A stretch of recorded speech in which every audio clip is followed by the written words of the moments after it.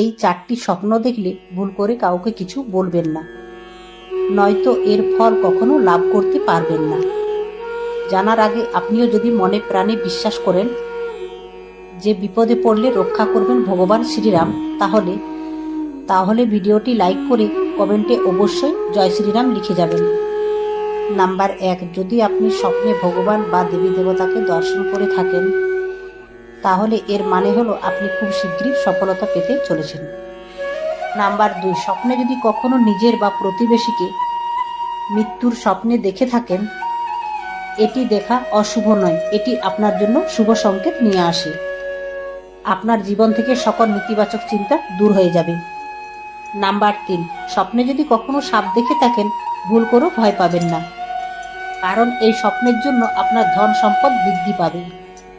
number 4, স্বপ্নে যদি কখনো জলে মাছ দেখেন, তাহলে মনে রাখবেন আপনার জীবনে হঠাৎ করে